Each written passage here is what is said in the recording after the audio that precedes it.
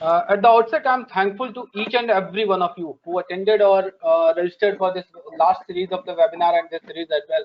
You are the primary reason why we are here.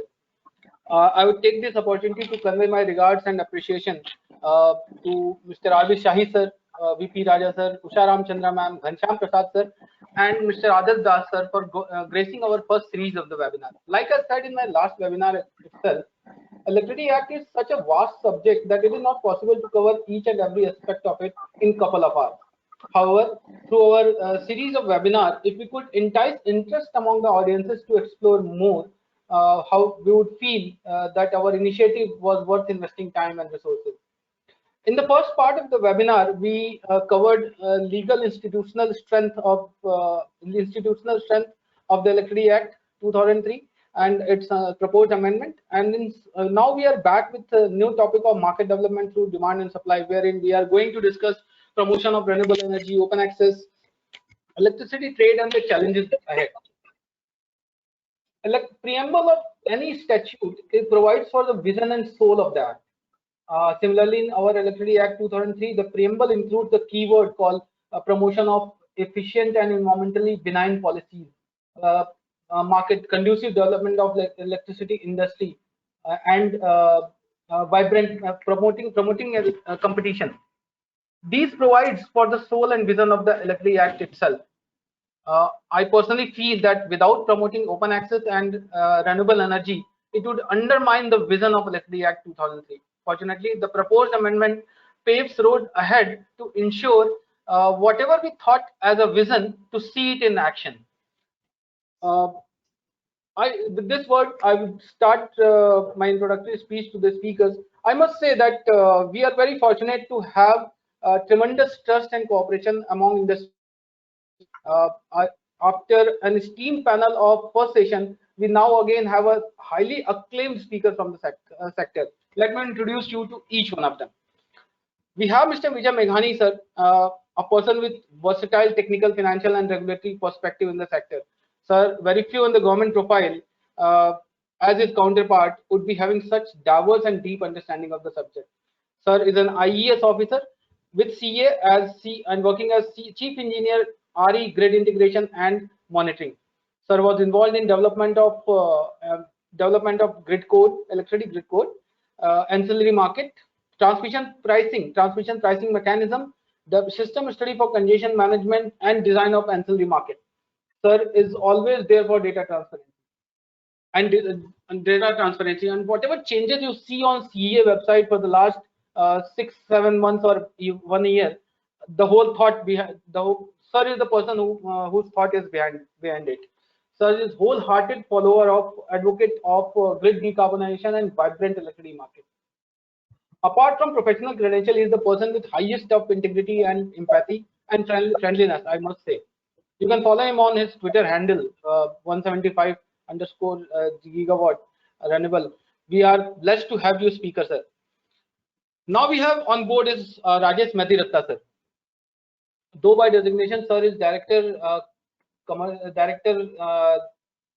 strategy, regulatory, and communication with IEX. However, let me tell you that he is the person, he is the one of the person who is behind the, who is actually the innovator and implementer of India's first power exchange. So in Hindi, you can call him as Janak of power market. Sir is a graduate from Government Engineering College, Jabalpur, and thereafter worked in WREB, WRLDC. And to pursue the idea of power exchange, he moved to the private sector. IEX is in whatever position today. It is of years put together by sir in leading it, in launching it, leading it, nurturing it. IEX handles more than 90% of short-term open access volume in the country. I had a privilege of working together with sir, so I can say that he's the person always lead from the front, whether it was leading the business development initiatives or letting the idea of a power market get sink in with the stakeholders and participants. In spite of his achievement, he is highly down-to-earth person and a great humble person. I worked with IEX almost 10 to 12 years, right, sir? 10 years back. And even after a gap of that much, if I can make a connect with sir, that you audiences can guess on their own the positive leadership aspect of him. Thank you, sir. Thanks for joining us. Okay. We have Mr. Manav Bansal with us. He is Chief Investment Officer with NEEV Fund. To knowledge of many, NEEV Fund was started by Prime Minister Narendra Modi ji and the then Prime Minister of UK, David Cameron, in 2015 to catalyze investment in Indian state. NEEV Fund is headed by Mr. Bansal, which is a joint fund of SBI and UK government through DFID, UK DFID. Focus area of NEEV Fund is in emerging technology. Mr. Bansal is a graduate from Jamia Millia Islamia and thereafter MBA from MDI Gurgaon. Post his MBA, he has been into investment banking. He was founding member of Macquarie's infrastructure team, partner at Brascon, and head India operation of Brightlink Partners Inc., which was into investment advisory in Tokyo.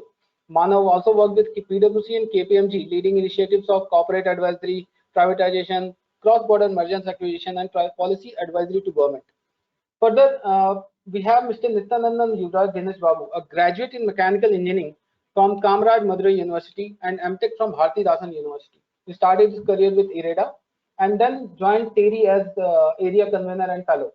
Joined Asia Carbon Global as group director, CEO of Carbon Rating Agency, was technical advisor, special technical advisor with Perspective Climate Change GmbH, then was heading GHG Management Institute.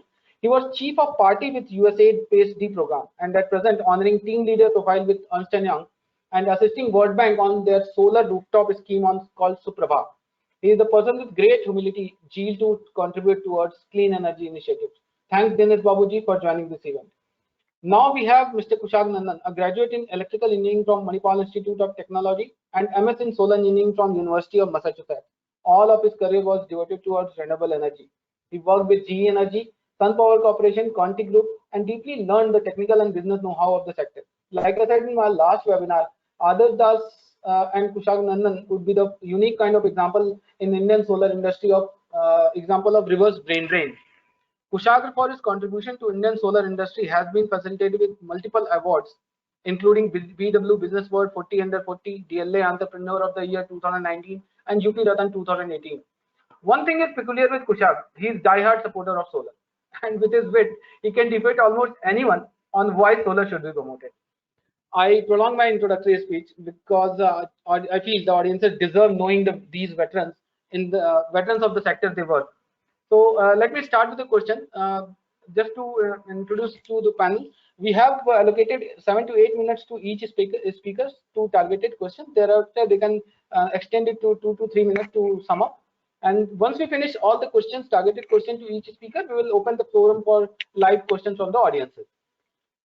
So, my first question is to Mr. Vijay Menghani, sir. Sir, I know you are adept to speak on any topic, and I'm sure I'm truly blessed to knowing you. So many multiple questions covering diverse aspects of the power sector to you. Sir, what challenges you feel ahead with respect to decarbonization, grid decarbonization? Does the proposed amendment move us forward towards this goal? Do you feel RE is a must with a larger objective of energy sustainability and energy security? And another diverse question is, sir, how do we take the thermal asset fleet, which has useful life left and exposure to financial institution into account? And what more can be done to promote the rights of prosumer in India? Over to you, sir. Thank you very much, dear Himanshu, for a very kind introduction. As you asked me a various questions related to renewable, I will tell you the renewable is my first love since last 4 or 5 years. Earlier it was power market. So in the beginning, I will tell you that in the present Electricity Act, everybody which we have discussed, it is a dil mange more. This regulation or amendment has come after a long wait of say around 10 years of preparation. In some issues which are very critical to the power sector are here being tried to be dealt, but we want more details. Everybody wants some more detail in this proposed amendment. Before going into the further detail of this amendment, I will tell you one thing, whether it is a power system operation or fighting with the COVID, or it is a central state relationship which affect the power sector. One thing we should all remember, upon the conduct of each depend the fate of all. So whatever we do in electricity amendment, it should be a coherent process, because after a lot of efforts, these type of initiatives are taken. So in the draft Electricity Amendment Act, one or two issues which I am finding is, I like issue of National Renewable Energy Policy.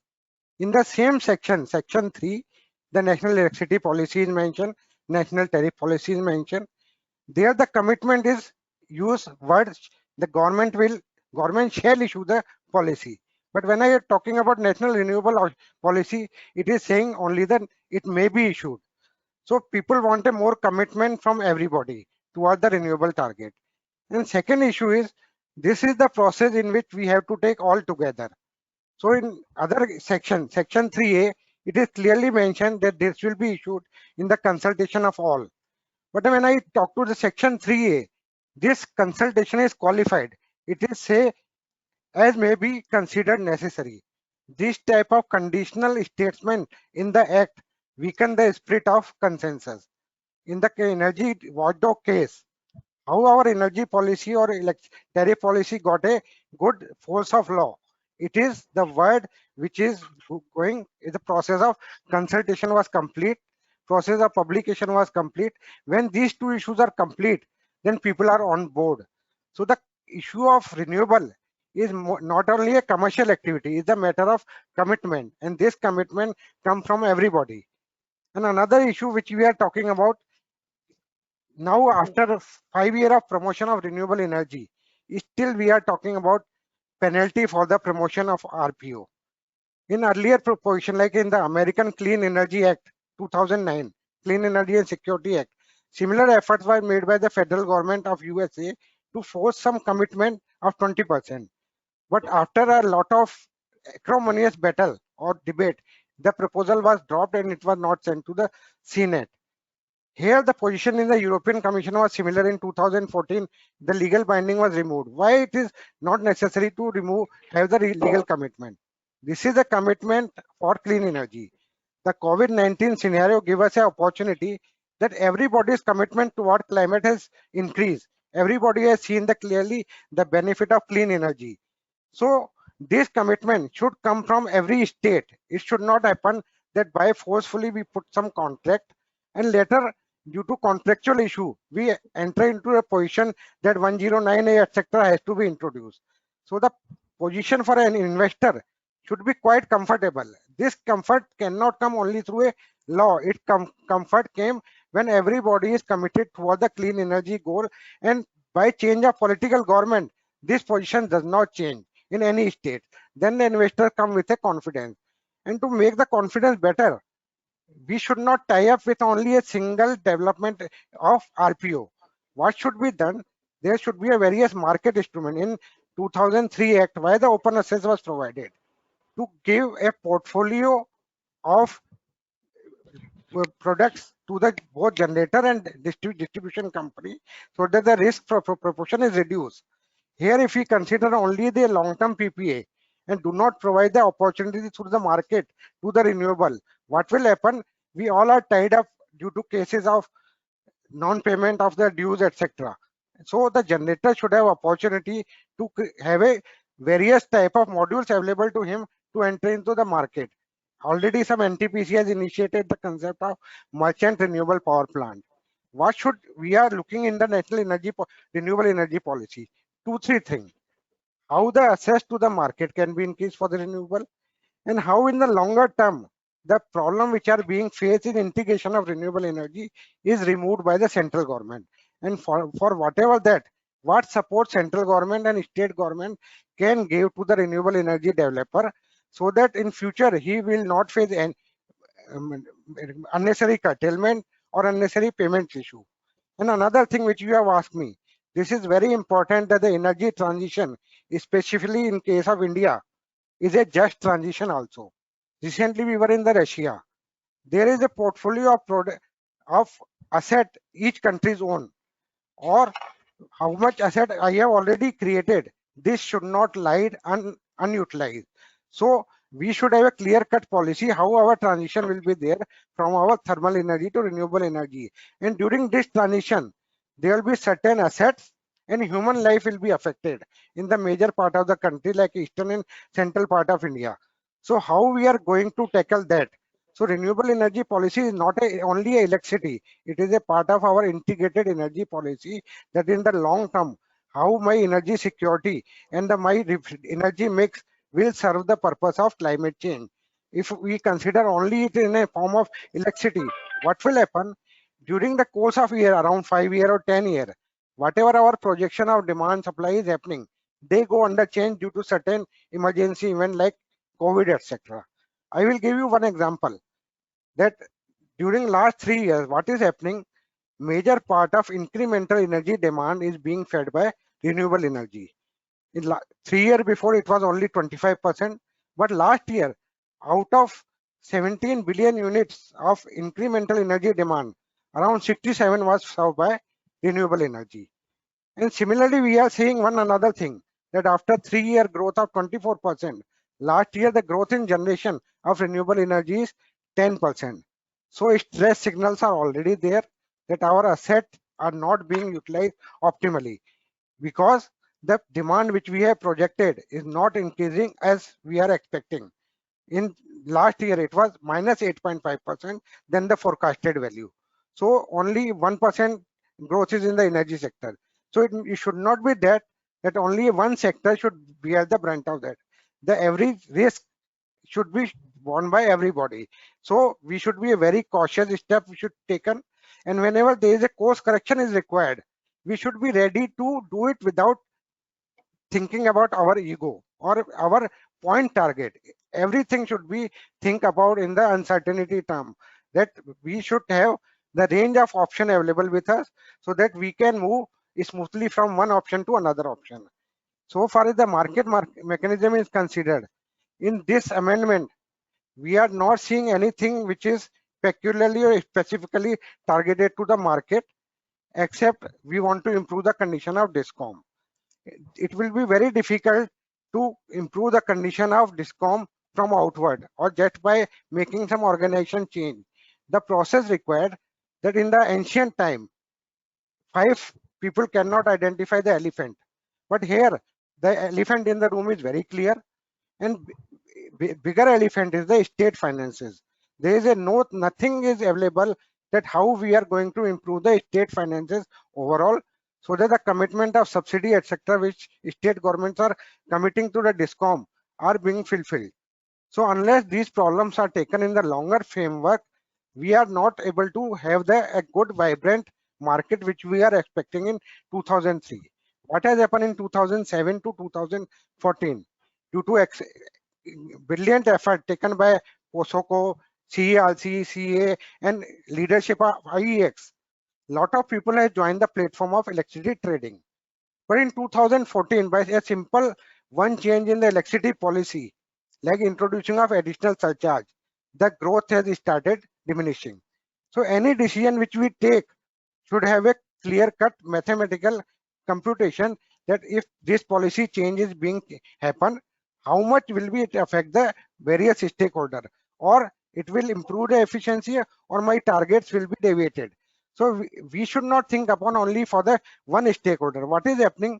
Two parallel streams are coming in the government. One want to save the DISCOM in the business as usual scenario. Now we should be considered with the availability of renewable and market. It would not be possible to save the business in as usual format. Every utility need to change and become very smart. And it will not happen only through smart meter. There are various process through administration, etc. State regulators are only the last mile activity of the regulation. In the lot of processes of distribution company, consider the case of Delhi itself. In 3 DISCOM, the government DISCOM overheads are double than the private DISCOM. Around 1 rupees extra is being paid by the government DISCOM NDMC people on the overhead. But the overhead per unit of the consumer is less in the private DISCOM. So we have to tackle problem in the operational matter. It may not be possible only through an electricity act that the change can be achieved. So for power market, I will suggest one thing, that the power market participation of RE is the latest requirement. For this, design of market need to be changed. We can have 2 separate market, green market or a combined market. And ancillary service market design is the most important reform at this moment. Unless we have this ancillary market design change immediately, only based on the deviation settlement mechanism, whichever administrative volume, administrative prices, renewable cannot participate in the market. It should be very clear that only on the basis of up regulation and down regulations, price discovery in a transparent manner, renewable energy can participate and can mitigate their risk in the participation in the renewable. So Okay, far sir, as the investment, but sir, do you feel that RE is the must when it comes to energy security and energy sustainability of country there is as a whole? there is there is no escape of the fact that in the future we have to depend upon the RE for the energy security. In the past, Okay. incident has shown that we cannot rely upon the supply of even diesels or petroleum products on the Right. foreign country. How much fluctuate? Right. We should not go by this immediate fall in the prices of the petroleum product. This has a lot of our international energy security issues, strategic issues that we must depend upon renewable and renewable with.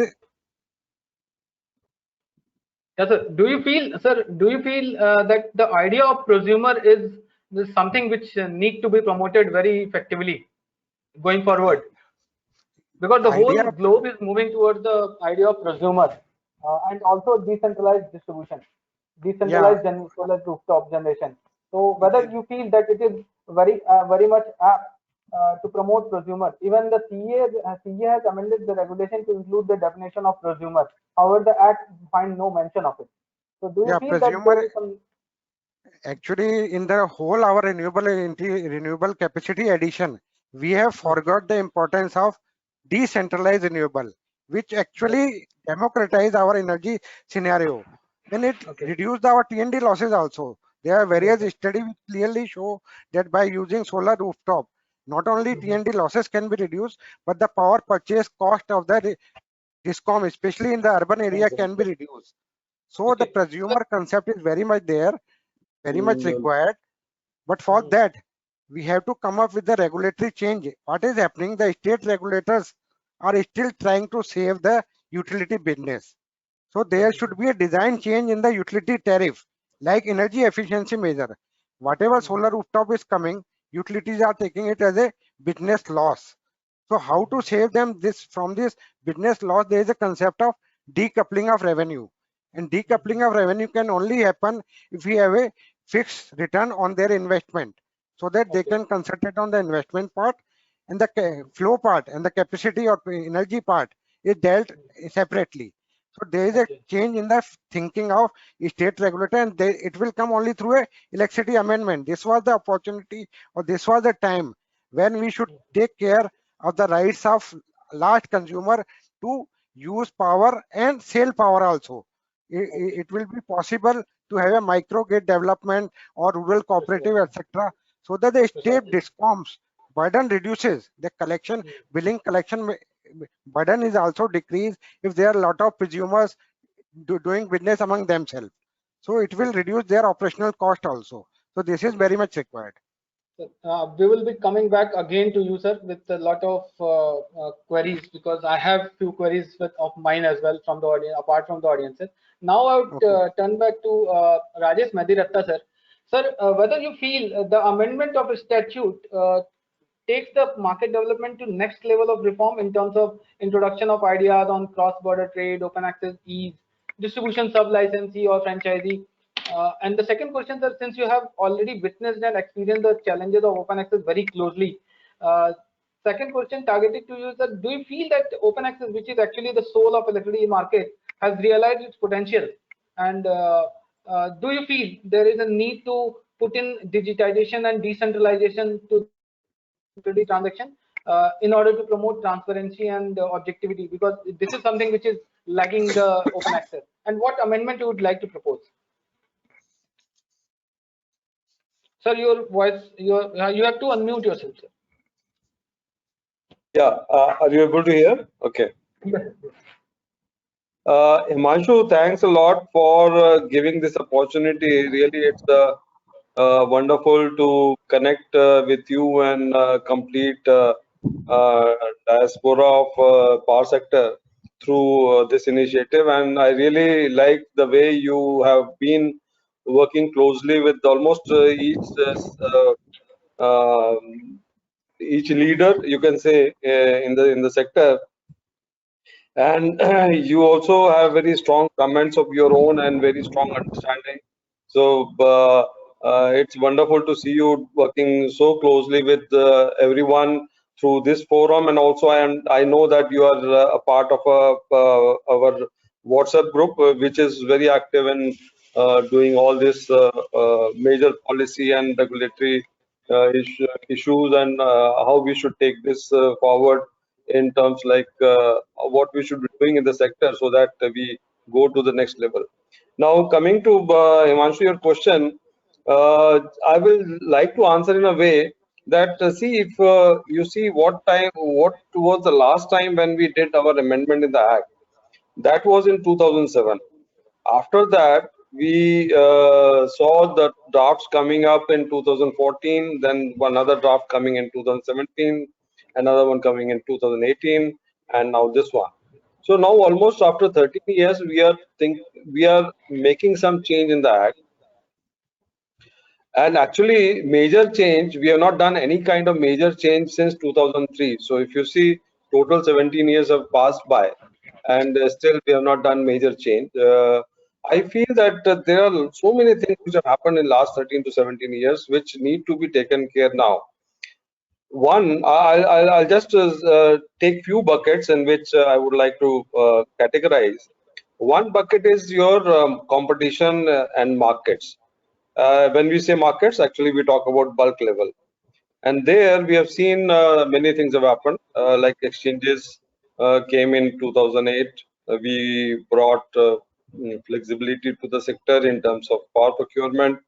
We could get a price discovery done.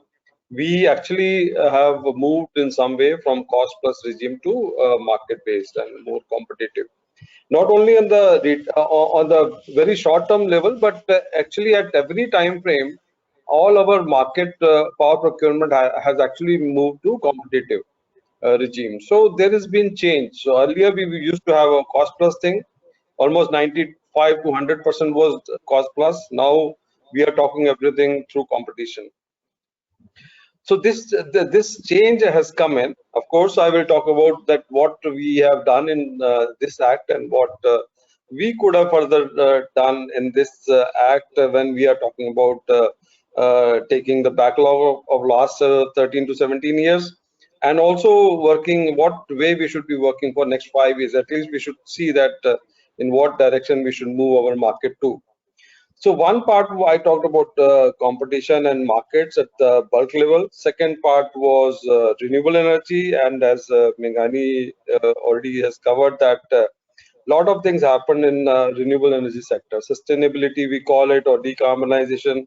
So all that is out of 4D of the markets. 1D we have actually done a lot in the sense that we have moved to decarbonization. We have seen rise and rise of renewable energy deployment. We have seen major additions. We have seen that actually renewable energy coming from 18 rupees, 15 rupees to now almost grid parity. That kind of level we have achieved. We have seen decentralized generation. Prosumers, what we never used to hear 2000 in 2003, became a common term now. Embedded generation is one which we need to actually take care when we move further beyond this point of time. Third one, which I think is important, that was the retail competition, competition at the retail level that happens through the open access, and which is also an important pillar of the market and competitive industry. Now, if you see, we have also done something in case of open access. We have achieved to a very insignificant kind of quantum. If you see that total industry, how much they are able to procure from markets is 1 to 2%. So it is almost insignificant. If you say in any manner, if you want to quantify it as a good, bad, or insignificant, it's very small. So we moved something on the open access side, but we did not do much. About distribution company, everybody understands. I will not talk about more of distribution company, but I'll touch upon something which is very important for the distribution company. That was like PPA. We have been taking PPA as one of the important hedging tools for the generator, because when we wanted to give a price signal to or to investor, there was only one way we could do it, that was PPA.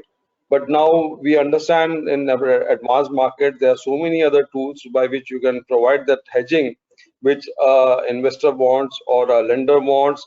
So we should have actually moved to those instruments. I will talk about that a bit later. So the PPA, which was an important tool for the generation and distribution companies, now has become a kind of bottleneck. So it is actually, if you see, people talk about when during, particularly for COVID situation, we have seen that people are talking about fixed charges, and that has become a kind of issue. If you see it is in terms of distribution companies' financial viability. Now, what we have done in this Act amendment, at least when we talk about these 2-3 buckets I talked about, and what could have been further done, I will just touch upon them. One is that on the market side, if you see, we have not done much.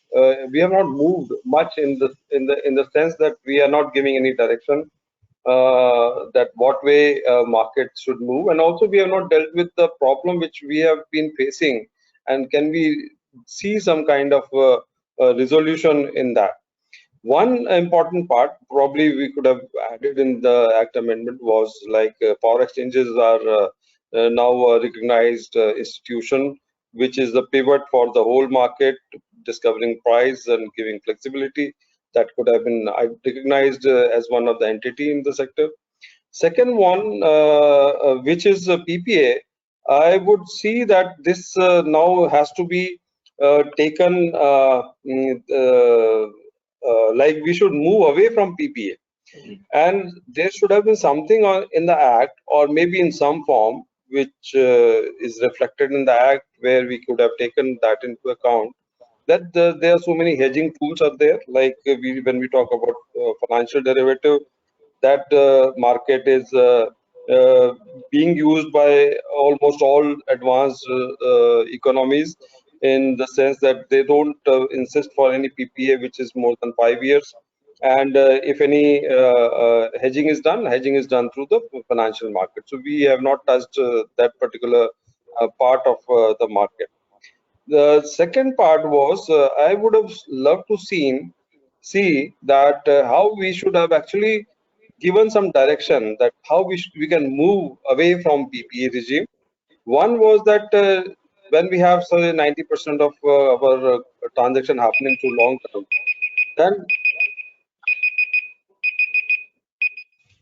Sir, yeah, sir,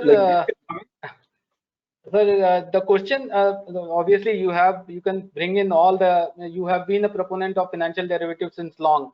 no, So I no, know. no, I've not completed. I've not completed, Himanshu. Sir. Sir. Yeah, yeah. See another, because there was a beep coming, so I thought there is some message. So what I was talking about, like we actually somehow move away from PPA by how we can do it. Maybe we should allow exit option for distribution company after completion of life of project, after 15 years of life. What I mean that maybe PPA today is for 25 years, and also few PPAs which are entered into by the central generating stations, they are actually not time denominated. There is no time or years of life mentioned there. So one is that we can put some time limit for PPA. Second is that we should allow exit option to distribution company after 15 years. Maybe they will also pay, they will be required to pay some exit charges like undepreciated cost, which need to be recovered by a project that we can. Okay, okay, okay. So I was talking about PPA. Yeah, I'll just complete this part. One is that I see that there should be some time limitation to PPAs. Second is that there can be exit option to for distribution company after 15 years, so that they can pay exit charges and then can come out of PPA.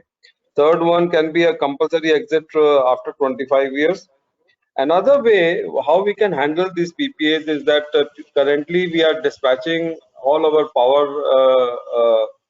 transaction which are under PPA as a bilateral model. In the bilateral model, what we have been discussing on many counts with many of the stakeholders is that we can also have a CFD model, contract for difference model, which has been actually also specified in the MBD model, which was CRC shared. But of course, CRC proposed for mandatory participation of all generation and demand through MBD model. But what we are suggesting is that there can be a model where every generator can have option of selling its power, which is under PPA, and it can be dispatched through exchange so that it comes under the overall merit order.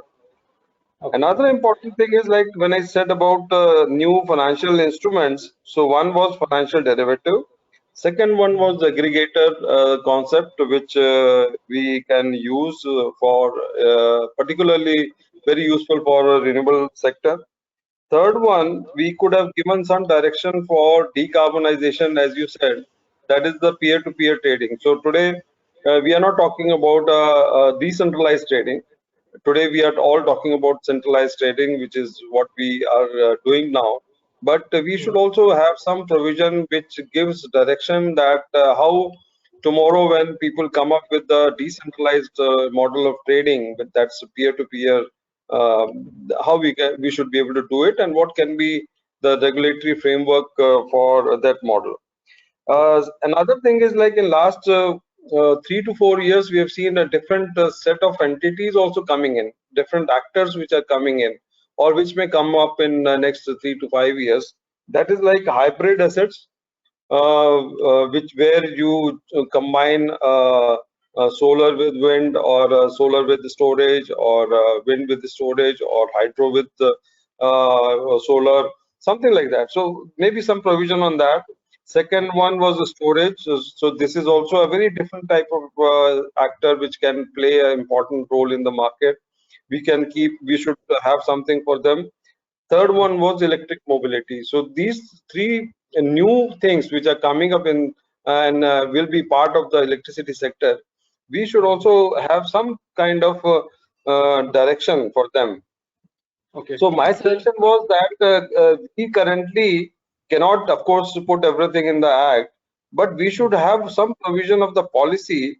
We can talk about this in a tariff policy, which is of course drafted in 2005. That can be upgraded, and then we can include all these things there.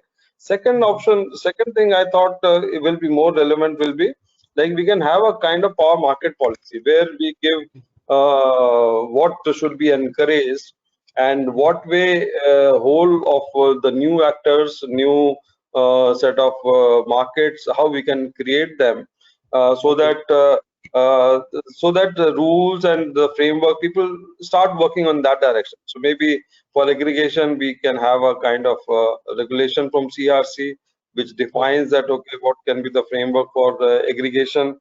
For financial market, we anyway are working that how that regulation should happen, whether the CRC should do it or SEBI should do it. So those resolution of those things may be maybe given some push or direction in that policy instrument that can be part of Electricity Act. I guess, sir, you will be having more questions in the audiences round now. So we have to move over to next speaker, sir. So now coming over to Mr. Manav Bansal, I have two questions. If you feel, then you can respond in whatever manner you want. Whether the proposed amendment by way of RPO, RGO, and SPO is mandatory for fruition of RE energy dream of Government of India, and how it will help in bringing investment in the country. The second question is, do you feel that the proposed amendment have sufficient provisions to obviate the challenges with respect to open access and RE promotion, and so that it gives comfort to investors to invest in the country? Over to you, sir.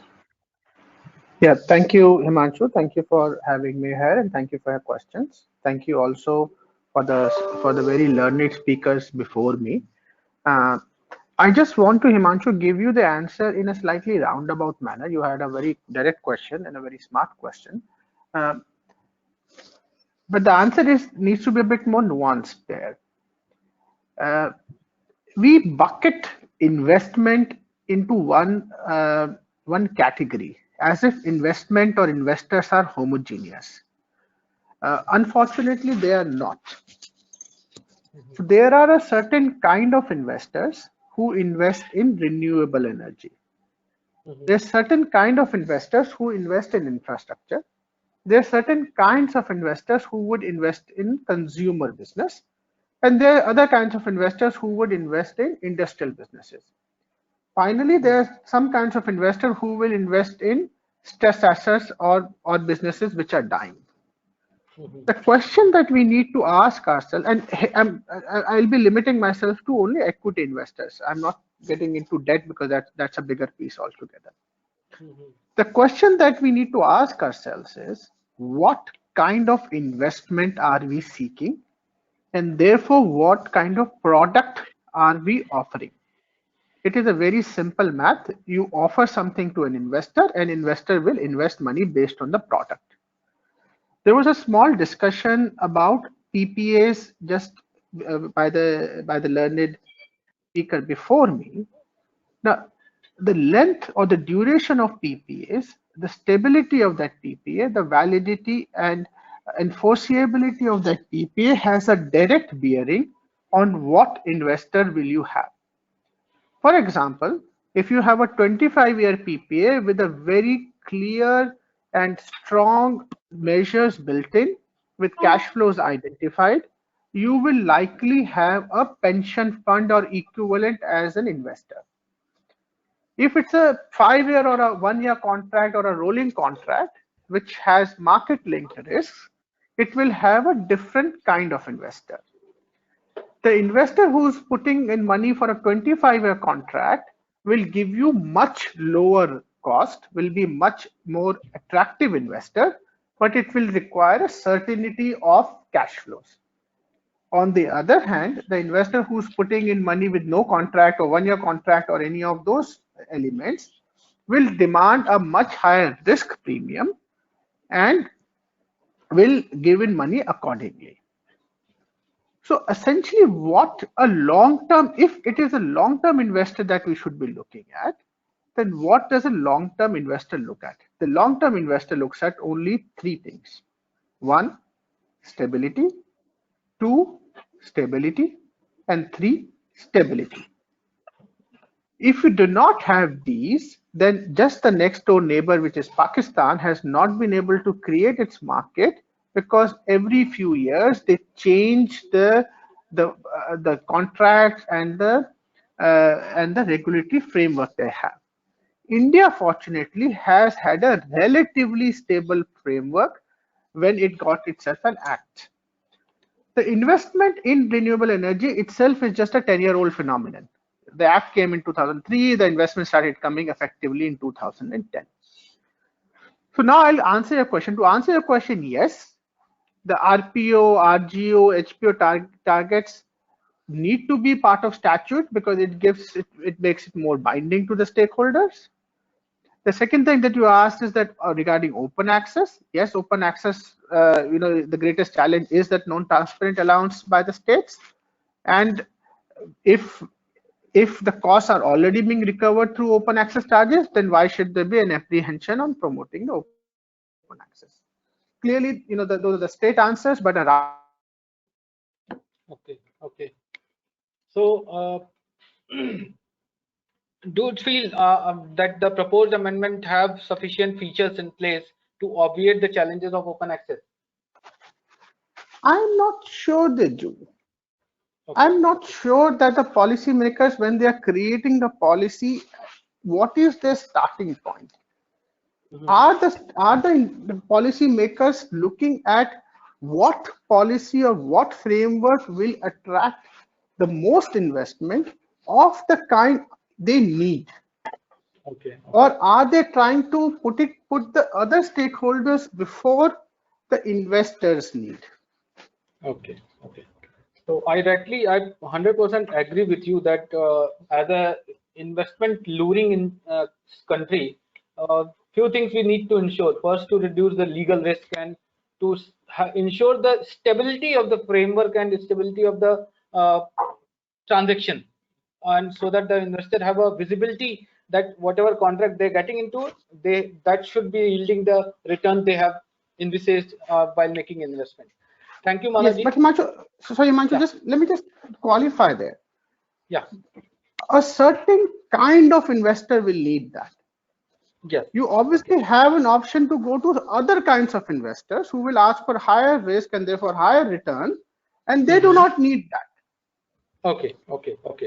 So we have to classify the different kind of investors and assign different kind of portfolio and develop the policy framework to promote that kind of framework, right? Exactly. Okay. Thank you for providing such a good insight on investment scenario. Now coming over to the, Mr. Dinesh Babuji. Since you have a very thorough, sir, you are there? Yeah, of course. Okay. Since you have a very diversified and thorough experience working with multilateral agencies and global organizations focused towards climate change and clean energy initiatives, I have two questions to you. For you, first is, do you feel the proposed amendment duly understand the need of our and will help in boosting India's initiative toward the NAMA commitment, NAMA or Nationally Appropriate Mitigation Scheme committed by Government of India to United Nations? And second question is whether you feel the proposed amendment obviates the challenges to RE as the sector faces today in terms of trust in contract and regulatory uncertainty. Over to you, sir. Thank you so much, Himanshu. As others said, you have definitely designed this quite wonderfully. The first session was a super hit, if I understand. And also, thank you so much the way you introduce people. We also understand what we have traveled through so far, and thanks for that. And of course, thanks to Kushagra as well. I would largely agree with Manav what he said in terms of bucketing and therefore the priority.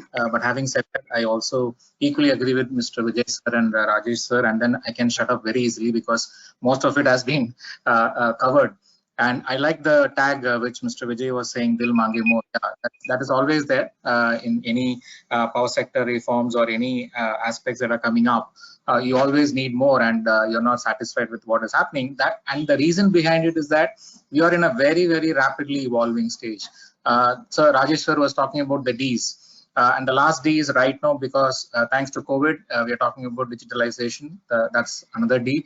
But this D is very, very going to be defining. That's another D, defining moment for us in terms of how digitally we are going to be connected and also going to be digitally smart. And maybe you can, I don't know whether you understood my sarcasm in terms of even today we are talking about installing smart meters and having a target, and we are still seeing discoms not even able to figure out in terms of how to procure it. But thanks to EESL, they're doing a lot of work. But coming to your question in terms of the NAMAs, I don't pick out only that aspect, but let us have a context of the whole climate change aspect with respect to India is concerned. That, as we all know, that in 2015 we agreed to the country pledged towards a 33 to 35% reduction in the emission intensity of its economy by 2030, having 2005 as the levels in terms of the greenhouse gas emissions. But unfortunately, what I see in the public domain, as well as to my knowledge as well, with the experts I discussed, we don't have an official data for 2005, but still, based on certain updates that are available by various private database, we are almost on track. If not, we will achieve it well in advance in terms of that 33 to 35% reduction in the emission intensity. We have been told that even this year or next year, by next year, we will be achieving that, which means a decade in advance. That's a very super news for all of us, that we are ahead of track by a decade. And that is definitely a lot of investments by the private sector. Almost 58% of the investment in the power sector has come from the private as a whole, not just in renewables. Renewable could be more. So naturally, we talk about these numbers. So maybe the first 1 minute I will spend some time on the numbers. that we also agreed during the same commitment that 40% of the non-fossil power capacity will be there by 2030. And again, we are told that we are already reached 35.86% thanks to including the large hydro under the renewables. But if it isn't, then we have to work towards that on an exclusive basis. But now we have included large hydro into the renewables as well. Otherwise, we are up to I would say 23 to 24% in terms of renewables from the capacity point of view of 87 gigawatt. Installed as of date. So on the climate side, in terms of renewables, we are doing great, and the market mechanisms though haven't supported in the past 10 years as it should, but the local environment and the solar journey in terms of the price and the availability of all the components and the local skill surprisingly gearing up much more than what we expected, has turned around the country once, which was proud of wind, now is proud of solar. And tomorrow we may be proud of energy storage, and day after on e-mobility. So things are evolving very, very, very rapidly, and therefore you have to transform yourself. There is no time to respond. There is always a time to transform on an evolving basis. And from that angle, I strongly feel the NAMA-like instruments are going to directly be relevant for us if you want to really attack certain sectors which are not given due importance. So let us pick the waste to energy sector, and rightfully so, India has the officially working only on that particular NAMA as we speak, and some on other sectors also, but largely on the waste to energy. GIC is helping on that development. But we see the Electricity Act amendment giving more impetus to hydro, but universally or internationally, hydro projects, even if it is 20-25 megawatt, it is not seen that much environment friendly as compared to solar or wind. So we have to really use this amendment and then showcase to the world how friendly we can still implement hydropower projects. I'm talking about less than 25 megawatt and some hilly hydros, which are very small, micro, and even pico. So that I see as a very welcoming kind of a move, and HPOs will definitely kind of motivate people to develop NAMAs, maybe only for hydro. I'm just guessing, but there is a big boost in terms of how you can make the NAMAs. So just for people who don't know how it works, it is largely based on the nationally designed kind of programs that would result in massive reduction in the greenhouse gas emissions. But having said that, you can make it an international kind of instrument also by implementing projects in India and then still giving the benefit to the external countries, the Annex 1 countries or other countries. So from that angle, the kind of massive scale would definitely help in meeting the NAMA objectives and the country's objective, because we assume a surplus scenario in terms of the emission reductions well ahead of time. So therefore, the simple and the summarized answer to your first question, the answer is yes. There's a lot of impetus in terms of how renewable energy could be deployed, and therefore NAMA-like instruments, and we are now calling the new instrument called Sustainable Development Mechanism instead of Clean Development Mechanism. We have moved away from certified emission reductions to climate assets. So we are just kind of changing the names, but the fundamentals remain the same.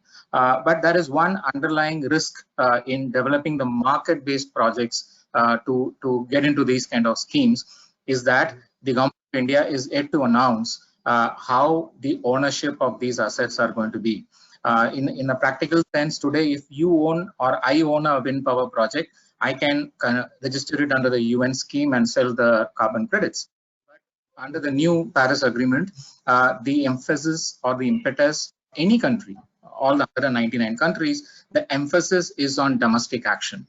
So therefore, you have to understand the domestic action requirements very clearly, because you will anticipate your investments coming only because, not only because, largely because you are also having additional revenue from environmental assets. But tomorrow, if the government announces that all the assets, environmental assets, belong to the government, then you don't have any value to it. So we have to have some clarity. I'm not expecting that in the act, actually, in the amendment, but moving towards the policy and the regulation, they already cover how the clean development mechanism assets are owned, and they also have a share. Every state, mostly they have said that they want 25% of the share of the revenues, etc., coming from the climate assets. So we need to understand that also, so that any decision, if the investment community want to make based on only these environmental or the emission reduction assets, have to understand the risk of how the government is going to declare the ownership of these assets. That's the first part. The second part, as such, in terms of the investment side, I'm very optimistic that we will definitely improve our behavior in terms of understanding the plight of the middle and the low level kind of developers who are not having access to the financing due to various reasons. We can talk about PPAs for days together. We can talk about collaterals and guarantees for days together. But definitely the access to the funds is a challenge to these kind of developers or the entrepreneurs who are not able to really make the merry out of what is happening in the country. It definitely says that the good projects are there, but there is no money, or they say always the good money is chasing the bad projects. But we will be talking about all these idioms and phrases for decades together. But the right move would be to give confidence to the investors, to the banks, to appreciate, recognize, support, to make the first D, which Sir said, Rajesh Sir said, deployment, to happen, not only because the big players can make the best access. It should be available to the last entrepreneur who's available in Jammu or in Ladakh or in Kanyakumari, where the MSME efforts for renewables is almost forgotten. So we are talking about rescos in the field where a lot of MSME rescos are there, who have very limited access, but big dreams. So I feel that the national renewable energy policy, as again Vijay sir completely kind of deconstructed that, how it should be, that policy is what we are looking at, that it should promote the MSME sector, the access to finance for those kind of sector who have a big impact right now, not only because right now as we speak, even 6 months ago, they didn't have a great follow in terms of how they can implement it. So from that angle, the policy is what I'm looking at. I'm not an expert on the Electricity Act on clause-wise basis. I cannot quote this clause or that clause, but I am more looking forward to see the first cut of the national renewable energy policy, which should be a must. As Vijay sir said, it can't be like if there is a need be, the state can comment or implement. It has to be definitely a widely accepted policy. Let it take its own time, but we shouldn't have 28 versions of the policy. Maybe there's a 3 or 4 categories. So all the big minds and the best minds in the country should work together to bring out the best policy for the renewable energy. You would have seen the renewable energy law draft, which was published by MNRE in 2015. I had a chance to even comment during that time, and yesterday I was looking at it again, which said that if you don't meet the targets, they can imprison you for 3 to 6 months. That was the kind of penalty that I saw there, and also in crores of rupees. But again, I refer to Vijay sir, nothing could be achieved because you put a penalty or kind of impose it. But the country has shown improved behavior in terms of putting some kind of check and balances towards achieving compliance. And I would like to quote Singapore, because I was there for 10 years, is that we say Singapore is a fine city. So that fine has a different meaning because everything is fined. The kind of behavior and the compliance started improving when they had this kind of penalties and check and balances. But I'm not taking it literally for the Electricity Act proposed recommendations. But I would definitely see a kind of a target and a way to achieve it. The financing is the last but an important missing piece. So we have to kind of deconstruct certain recommendations, certain amendments, and certain changes we want to do it in the amendment in a way that it could help improve the access of the finance to the last last entrepreneur who sits in the last mile of the connectivity to provide access to the rural population or any population in terms of energy. Okay. That's all from. So, okay, thank you, Dinesh Babuji. Coming over to Kushagra. Kushagra, are you able to hear us? Hello. Yes, I'm able to hear you. Okay. There are 2 questions to you. Do you feel the proposed amendment with respect to mandatory compliance of RPO, panel provisions, RGO will help in boosting the RE demand in the country? And whether what you feel been the major deterrent of success of open access so far? Over to you. Sure. Thank you, Himanshu. A couple of things here. Definitely, as we see, with these mandatory compliance coming up, including the for RPO panel provisions, and also the introduction of the renewable energy policy, which has all these provisions in place. First of all, shows the seriousness of the government of India towards promotion of renewable energy, and also towards grid decarbonization, as was mentioned earlier as well. So it's a right step. As Mr. Bansal also said, the Electricity Act came in 2003, and it started the investment spree in the power markets almost a decade ago. So with this act, refinement of the act coming in, will also create a new wave or investment 2.0 in the power market sector, especially the renewable energy market sector. And these panel provisions, or including the RPOs, will help in bringing the investments in, as long as the policies and the act is very clear in safeguarding the interest of the investors. In terms of the major deterrents, as your second point, right? I think as of now, if we see, if you look at CSS, AS, or the provisions of certain act, it more or less shows a favor towards DISCOM, right? But with this act coming in place, it will or it should start unlocking the potential of open access in the market. As Mr. Mediratta said, open access is currently 1 or 2% of the markets. With this act coming in and the other provisions, especially the renewable energy policy in this act coming in, and Government of India already has said they're going to provide or publish a trajectory of the RPO for up to 2030.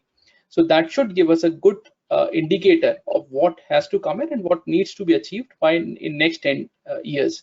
Because so that entrepreneurs, investors, technical experts all can line up in providing or thinking through what needs to get implemented in next 10 years and what kind of quantum of investments which needs to come in, right? The other part of that is the mandatory payment security mechanisms, right? Which needs to be very big key, especially for the open access part of it. Honorable Power Minister Mr. R.K. Singh has recently said,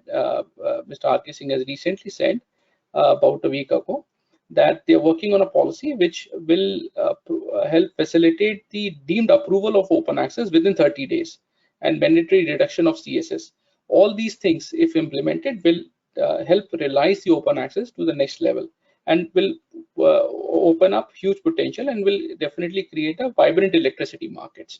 So with all these provisions which are getting in place in certain aspects in Government of India providing the trajectory for the RPO, and with the teeth to for the implementation of those, if it becomes a reality, it will create a new wave of investments coming in, and you will see a decarbonization of the grids happening in the near future.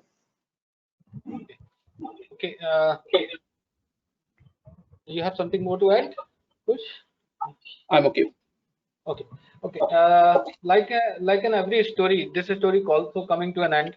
We have targeted 30 to 45 minutes for questionnaire session from the live questionnaire session from the audiences, and also we have received so many questions either on my WhatsApp and also through mail to be raised in this webinar. So, but the whole story cannot end without attending the partial, crucial and most important aspect of this session, question queries from the audiences. Sir, Menghani sir, there is a question from VP Raja sir, former chairman MERC and also the speaker of the last webinar session of. Yes, sir. Game changer in days to come. What your views on it, sir? And there has been not many queries on BESS as well. So I would like you to respond to BESS as a whole, because it has already become a part of CEA grant of connectivity regulation for distributed sources. So your views on it. Himanshu, I will request to repeat the Honorable Raja sir questions because we have not that. Okay, sir. Sir has raised a point that solar, along with storage, will become a game Yeah. changer of market in days to come. Yes. Do you feel so? Actually, in CA, we have done a lot of simulation study ranging from 2022 to 2030 also. Okay. Two aspects are there. One is the solar plus storage on the utility side, and one is the solar plus storage on the consumer side. These two aspects Okay. need to be. Hello? Sir. Able to hear Go me? ahead. Yeah. Go ahead, sir. These two aspects need to be looked separately. So far as the utility side, solar plus storage is seen, or the grid balancing is required, or the curtailment reduction is required. At present, we are not seeing immediate requirement of the storage. So far as the user level is considered, whatever we are seeing in the other countries, what is happening? First, we come with a solar rooftop. Once it started hurting the utility business, what utility say, they started charging grid support charge, etc. So the user sometime due to this pressure shifted to the solar plus storage also. But the storage cost should be cumulative, or whenever a customer go from solar to storage, there should be a design changes tariff structure. So the fixed cost reduction corresponding to solar capacity and storage capacity it should have. So unless the consumer has clear cut economical benefit in the solar plus storage, he will not opt for, because he need not to pay double charges. And keep on paying the fixed charges of the utility side, and then again invest the solar plus storage. In that case, the backway period is increasing from 5 years if I go for both these options. Okay, so there is another question on BESS system from Mr. Dhruv Dhiman. He wants to know whether BESS will help in grid balancing. Which changes in the Act need to accommodate such kind of provisions of BESS? Yeah, he has asked a specific question that whether some Grid Electric Act provision is there which can have the opening for the BSES. I am finding no specific clause which promote that. Only a oblique opportunity is coming when we are giving NLDC or POSOCO the ultimate operational authority. In the future, if ancillary service market design change, so for the grid balancing, the concept of storage can come up. But for that, the pricing signal should be proper, because only in the first 15 to 30 minutes we are finding the applicability of storage. Otherwise, for next period, we have sufficient balancing capacity coming from my thermal power plant and gas power plant, or in the later hour, whenever this change of incremental ramp rate is there in the evening, my hydro can support that. So only a small opportunity through ancillary service may be there for BSES. Okay, so with BESS coming up, and obviously BESS have huge electronics and this battery material in it, and also the solar coming up. Do you feel there is a need to introduce a policy for disposal of it as well? There is a question from Mr. Ramandeep Singh from Markados. He raised this specific queries to you. This is the question whenever there are around 3 to 4 international studies are happening in collaboration with the World Bank, China, Japan, etc. We are not able to have this answer for the how this battery will be scrapped, or the battery scrappage policy is still not clear. In the future, because it is a very nascent period, if we started asking this question, then the technology development may be affected. There may be a possibility that after 10 years, this issue will be very important, how to recycle the battery or how to scrap the battery. Okay.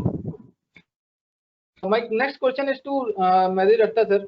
Sir, by stating a few words like electricity financial derivatives, you have raised a Pandora box of queries for you. There is one Mr. Arjit Matra, the counsel with various regulatory commission and APTEL and also in Supreme Court.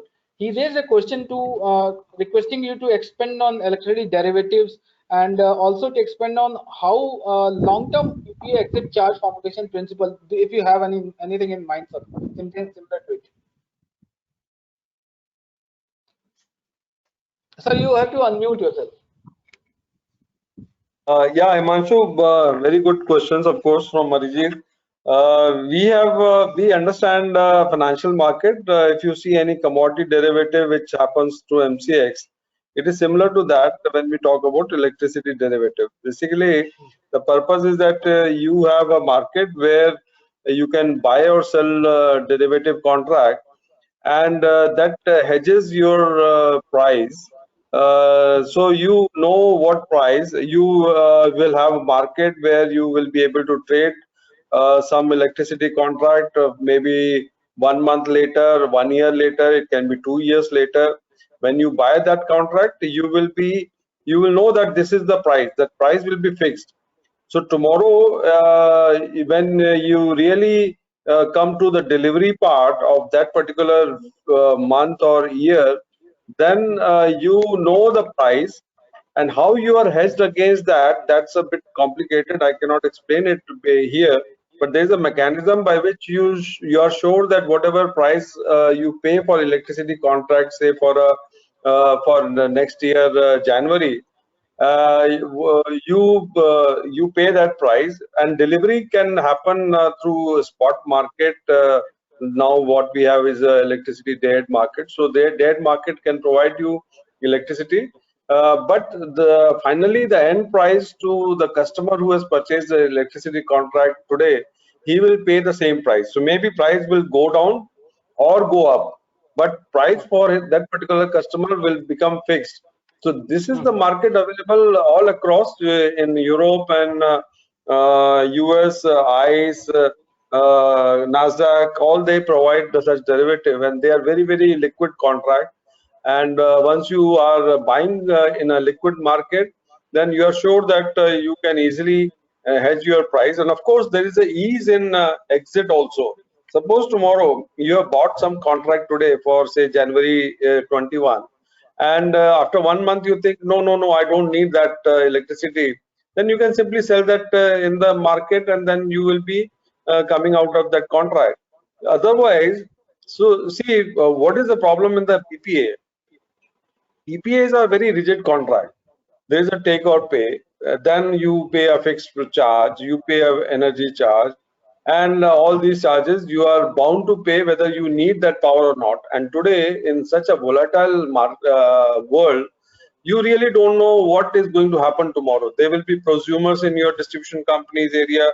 There will be more renewables coming in at a much cheaper price.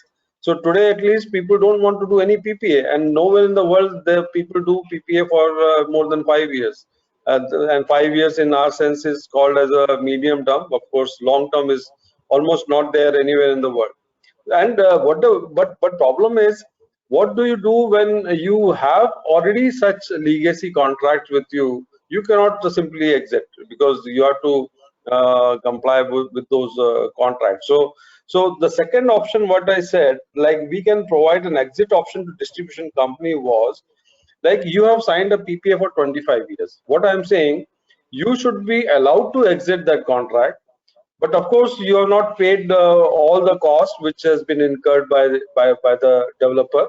So there will be some undepreciated cost will be there when you exit, say, after 15 years. So there can be some mechanism which can be provided by the regulator in some order, that they can say that if they pay an exit charge which can be calculated like this after 15 years, then distribution company or the buyer should have option to exit. So that, because after 15 years, you are in 15 years really you are not sure how the whole market is going to evolve. Tomorrow, when we are talking about separation of content and carriage, you simply will not be able to do that separation if you don't provide these options to the market. Because once you have signed a contract for 15 years, and we know that we are over capacitated in terms of supply, we have 380 gigawatt of capacity currently in the market. We have demand of 170 gigawatt. Most of the distribution company have actually signed contract more than the current demand, and thinking that there will be demand increase over, say, next 1 or 2 years. But in next 1 or 2 years, what is happening? You are getting more of renewables coming in, and they are also under long-term PPA. In that case, really you don't need those contracts today. So when you want to exit it, and when you want to separate content and carriage, basically you would like that more entities should come in the market, more competition should happen. But since your incumbent entity itself has signed so much of contract that that will not allow you to actually do the separation part, and then the whole thing will fail. So you will never have a retail competition, which we are thinking of since 2003. So, so these two things I said, because one is that for the new capacity, if you can really create a liquid financial market, and for liquid financial market, you need a liquid spot market also. And for a liquid spot market, you need to have such mechanisms by which you move people away from PPA. Whatever PPA is there, I understand their sanctity of the PPA has to be maintained, and whatever charge investor is expecting or developer is expecting, we should actually see that he is not under recovered, in the sense that whatever fixed charges he has incurred, that part he should be getting it. But in the sense that when he is dispatching in the market, then it should be purely on competitive basis. So fixed charge he will be fully protected against. But for the energy charge will be decided by the market based on the market prices. Okay, so you mean to say that to introduce the next level of reform of retail wire separation, first we need to understand the transaction mechanism, and the contract framework should be there in terms of electricity financial derivative market to hedge the risk of going into that reform. Right, sir? So what I'm saying, these are the tools which will help you to transition. Of course, okay. It's not that if you don't bring a financial market, you cannot separate it. You can do that. But really, what happens, like in Japan, if you see the reforms happened in 2016, and they have separated content and carriage, but they actually did not see a lot of switching by customers. Now, all these things happen when you don't have a proper mechanism to transition. So we have to provide some tools and markets for proper transition, and then also we come out with a we cannot hold a separation of content and carriage just because these things are not there. But of course we can start without having them on board, but it will be preferential that we also work in that direction. And my purpose of saying here was that in the Electricity Act, which is only taking care of current issue, we are not talking about what we would like whole market to evolve in next 5 years, because that part also has to be taken care somewhere in the policy instruments. So policy instruments should give some direction.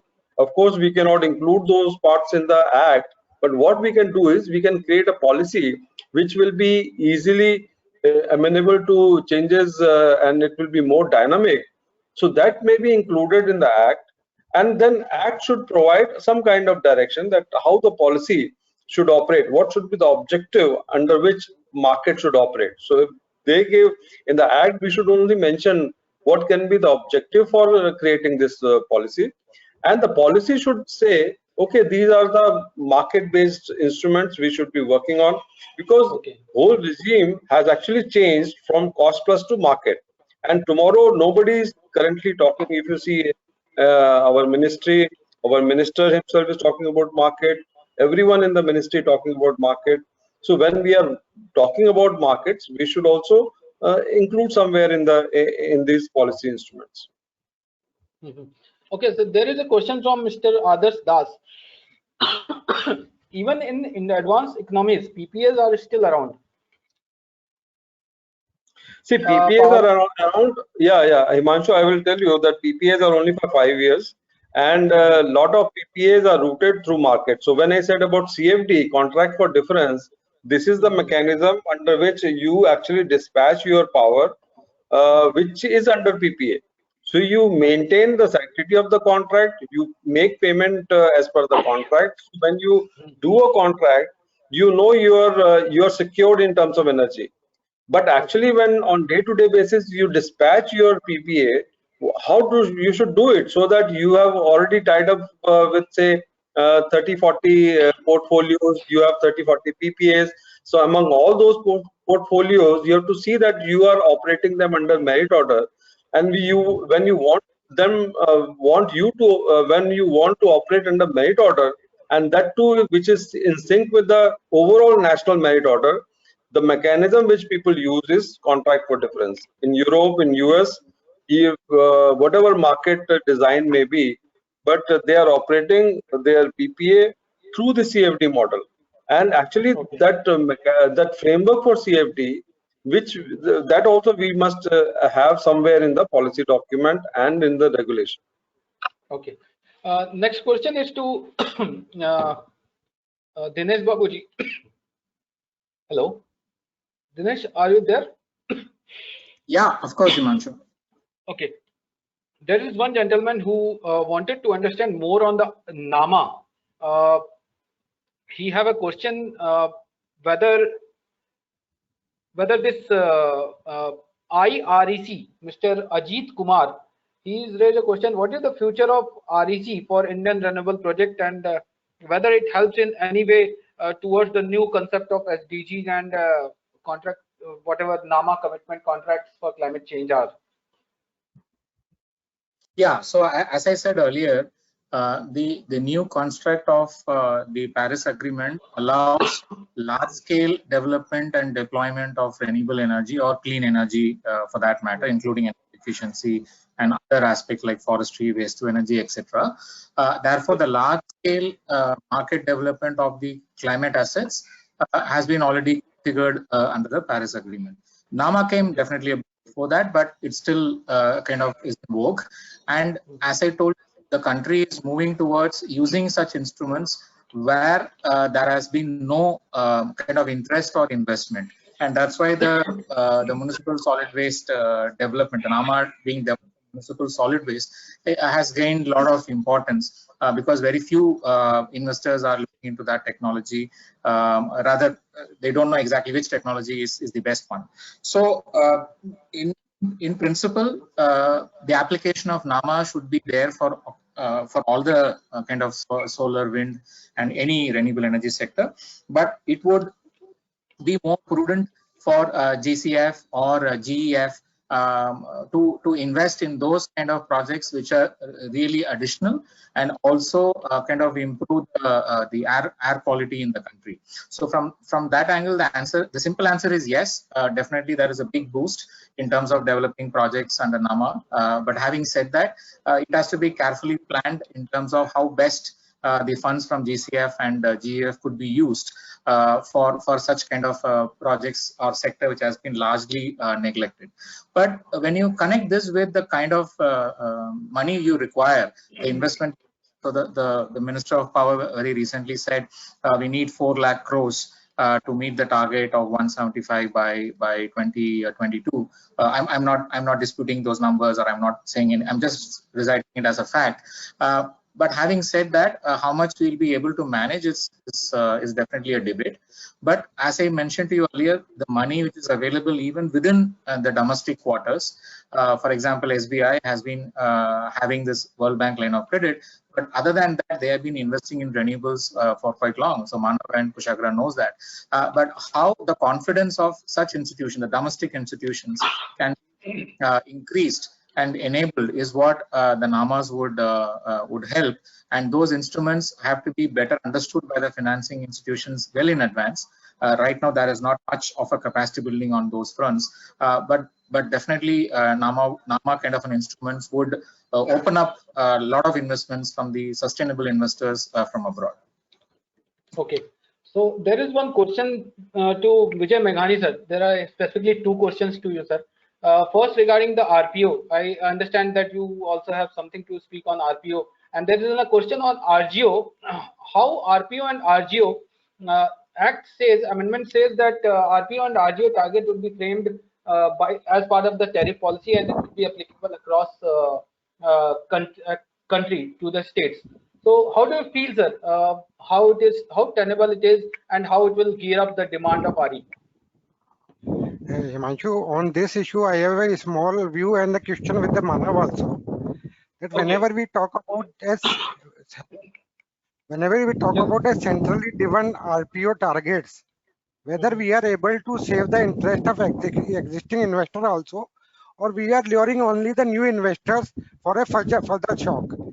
If a state utility has entered into a contract in say 2014-15, and in 2017 suddenly a centrally driven 17% or 21% RPO comes, what will happen? My existing investor will suffer a huge losses, or I will suffer the losses.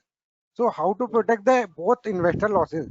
So in the trajectory which we prepare, it should be taken care that each state utility has a different type of portfolio structure, and these portfolio have a different commitment period. It should not be that for new investor I should dump the existing investors' interest. Similarly, in RGO, the RGO concept came in around 2014-15. Yeah, and now there is sufficient investment independently is coming in RE. So at present, there is a no need of specifically mention the RGO. The RGO concept was important when we are trying to force the existing generators to make investment in RE also. So now independent investment is also coming. Some NTPC, NHPC also are making investment in generation, RE generation on itself. So defining a new type of target, which will be very difficult to implement, and practically how to schedule their power, which is a issue. So better will be there that instead of RGO, let us first concentrate on the RPO itself. Okay. So the second question is regarding the cyber security. Cyber security didn't find any mention in the IT Act earlier also, and neither in this provision, this amendment. Do you feel there is a need to introduce this concept in the statute amendment also, considering No, the futuristic issues? No. Actually, the IT Act has a sufficient provision for the cyber security. What the provisions are there, each ministry is making that, like in power, Central Electricity Authority is making regulation which will ensure compliance for the cyber security. Our two regulation, one is the construction of plant, and also communication regulation now is the provision for the cyber security compliance. But I will tell you frankly that on the distribution side, the compliance level is still not there for the cyber security, because people are not ready to commit their resources, both technical, financial and human resources, on this aspect at present. So we have to continuously engage with all stakeholders so that the manpower, at least manpower, should be started investment in this cyber security, so that we can design how much investment is required in cyber security and what safety provision need to be made. A very comprehensive committee report has been given to the Ministry of Power, and on 6 activities implementation has been started so far as the cyber security is concerned. There is a question from Mr. Achan Unial of TSDC. He raised a question whether you feel there is a requirement of amendment to whatever guidelines and regulations are prevailing are, to introduce a concept of designated officer for cybersecurity implementation and mandatory abide compliance by the distribution utilities or any stakeholder involved in the power sector related to cybersecurity. Actually, the role of Chief Information Security Officer is coming through NCIPC guideline, and all these guidelines are voluntary in the nature. At present, mandatory compliance is not there. Efforts are being made how to make this recommendation of CISO effective implementation. So at present, because if this is made mandatory, what has happened that the CISO is quite fearful that what action will be taken against him if the mandatory requirement is not fulfilled. So at the present is we are having consultation process with the IT Ministry that how the recommendation can be made more binding for organization. Okay. So there is a question, Mediratta sir. Ajay. There is a question that regarding the exit of the PPA. I guess there was a question to obsolete to phase out the thermal asset, suppose which have a useful life left, and also exposure to the the financial institute. How this thing will be conceptualized in terms of charge, so that it doesn't affect the PPA and cash flow of the consumers, and also one is that if some project has completed the life, then there is no case of exit charge. I was talking about exit charge when you are actually trying to exit before the life of the project or life of the PPA. So there should be some provision. Of course, we cannot keep 5 years, 7 years because that's too less. Then the exit charge also will be too heavy. But I was suggesting for 15 years because by that time there will be enough depreciation would have happened, and then largely all the cost would have been recovered by that time through the fixed cost. So whatever small amount left over after 15 years, that is which is undepreciated or unamortized, that part some method of calculation can be evolved, and we can say that if this is the exit charge you pay, then you may exit. So distribution company or a buyer should be allowed to exit. Only thing is, now further the project will operate on a pure merit basis. If its variable cost is good, it's coming under merit order, then automatically it will be able to sell in the market. If it is not, then of course there will be a few issues. Okay. But largely its fixed cost should have been taken care by that time. That is the purpose. Okay. There is a question to Mr. Kushagra, Nandan. Do you feel that energy storage need to be factored together with decentralized RE, and how it will push up the solar development, solar dream of Government of India? Kushagra.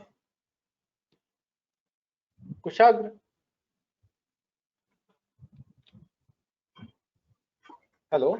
So I think I was muted. Sorry, I was speaking on the other side. Okay. The question was whether you Yeah. feel RE, and there is some amendment required to introduce the energy storage also in this to push the RE dream of Government of India. I think I would like to add here is we have now a good amount of experience working on both solar plus storage and hybrid projects for last few years, and have collected a lot of data through that. In addition, one of our practices in the company is also to do a lot of design engineering work for with technically challenged projects in the US markets. So especially for the US in projects which are getting implemented in California. So we have a lot of detail now level of experience designing those projects. So one thing I think we need to push for in this amendment, which is not there, is opening up the ancillary services, which the are going to benefit, including setting of bars and basically frequency regulation services and all. Coming back to our experience, what we have, since we have implemented many projects, solar plus storage projects in hybrid with diesel and with the grid in India. And recently, we are doing a project across 4 islands in Lakshadweep, where we will be basically implementing solar plus storage project, reducing the diesel consumption, because those islands are currently powered by diesel, and also managing the grids, sorry, not grid, but islands grid across those 4 islands. So that requires a lot of technical aspects of it, and that is a direct benefit with storage cost as they're coming down and solar cost which are coming down. And in fact, our tariffs are, even though our project is we have to maintain it for 10 years, but this is a project where SECIs themselves are going to be investing in, but the tariff is less than what actually is the diesel replacement cost. So there is a lot of inherent benefit to this, and as the storage and solar starts expanding more, so we see even at a smaller scale, there is a lot of inherent benefit bringing solar and storage together. And with tenders of RTC and others and hybrid projects which have happened, we see the cost have come very, very competitive. So there has to be some aspects which should be included in addition to solar and storage, and ancillary services should be promoted even further. Okay. My next question is to Mr. Manav. There are almost 400 questions we have received of various nature, covering from every aspect of it. So it is not possible to cover every question at this audience, but we will definitely try to respond to each and most of the relevant questions from the respective after getting input from respective speakers. My last question would be to Mr. Manav Bansal. Mr. Manav, are you able to hear? Yes, please. Okay. So do you feel that the dropping technology prices because of the technology improvement every day, there is a risk of investment also impending on RE projects? A tough one. See, in an ideal world, the dropping in technology should actually bring in more investment. Okay. Because projects should become more viable. The gap between a commercial non-renewable and a renewable should reduce, and therefore the commercial risk should reduce. The danger really lies in the compliance with the older contracts that the utilities and counterparties have agreed to. If they are in any way reneged or not honored, that will certainly and significantly impact any new investment into the country. Okay. Thank you, Manav, for responding to that. So, Himanshu, one aspect I would like to just add on to Mr. Bansal here. It's a good point which he just mentioned that if they are reneged. But what we have seen is recently some states have tried to renege those provisions, but courts have scrapped those renegotiations down and have honored the contracts sanity in place. Because if we, as a country and its institutions don't honor the contract sanities, then there will be no investment will be coming in the country, not even in the in power or infra, in the other sector as well. So, so it is up to the courts and institutions to honor those contracts. But overall, we are getting benefited from the drop in prices, and which is helping scale the. Okay, you very rightly said. We fortunately have very strong judicial system with us.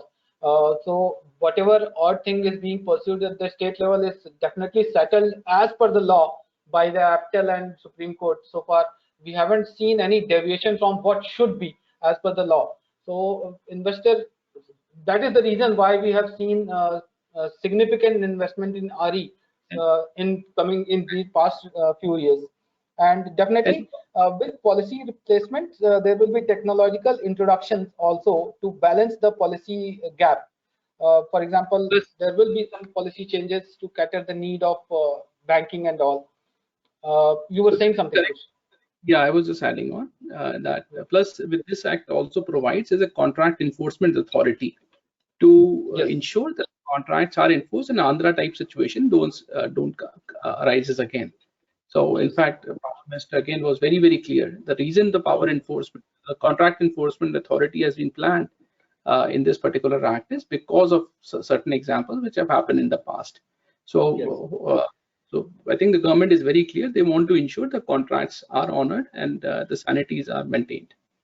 Yes, I was attending that CII conference of Mr. R.K. Singh, the Power Secretary. He mentioned the same thing which you have mentioned, that we were constrained to introduce ECEA just only because to avoid the states hurting the sentiments of the contract.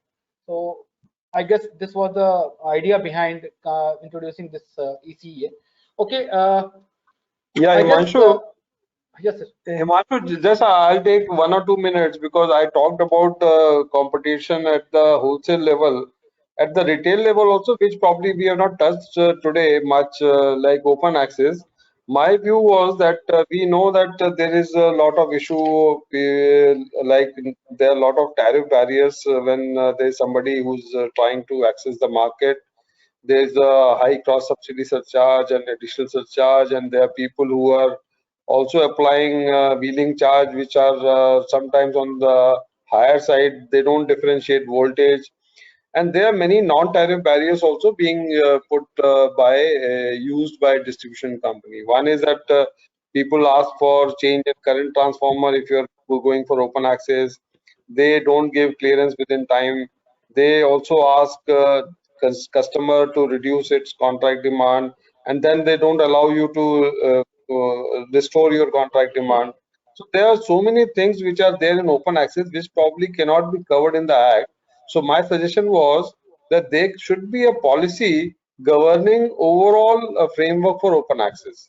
Now, till the time you don't separate content and carriage, you should have something very robust in terms of policy, so that states are bound by those policy and they are not devising some new tools to inhibit industry to get open access. And actually, this has become very, very relevant today when you are finding industry not surviving because of high cost of inputs. And one of the major cost of input is major input is electricity. So open access policy is something which is very relevant. See, we have included two policy in Act. One is National Electricity Policy, and second was Tariff Policy. Third one which is being introduced is RE policy. But last 10-15 years, so many things have happened at the bulk level, at the wholesale competition level, and at the retail competition level. Both should have a separate policy, or maybe they should find a place in existing policy. So my suggestion was, maybe you can capture it whenever you are putting everything together, that one should be at a wholesale level. We are talking about a market policy that can be part of tariff policy, but it can be a separate one also. Second one is open access policy, which is at the retail competition level. So we should cover both wholesale competition and retail competition, and there should be some direction, some advisory, or some way to push this further. Thanks, Himanshu. Thanks, sir. I guess we have already breezed time to our scheduled time. I'm highly obliged to this esteemed panel who graced the occasion today and made us understand different aspects of this topic as far as proposed electric bill 2020 is concerned. At the end, let me remind you that our third and last webinar series is on 27th May, wherein the panel is of regulators and person who was regulator of regulators, and of course industry and consumer representative, to keep in touch. So keep in touch with our organizing team and do visit our social media account to get some updates. So we will be coming back with you with a new topic of market facilitation through tariff framework, wherein we will be discussing many aspects which a regulator must follow, and how to balance those aspects from the consumer perspective and also understand the legal perspective. All these things will be covered in our last webinar, so do attend our last webinar. And thanks everybody for joining this. I'm very much thankful and obliged for you to be a part of this webinar, and expect you to attend the next webinar as well. Thank you to esteemed speaker. Thank you, Menghani sir. Thank you, Mediratta sir. Thank you, Vijay, Manav sir, and Kushagra. Thank you. Thank you so much. Thank you. Thanks a lot, Himanshu. Bye. Thank you, sir. Thank you. Bye. Good day, sir.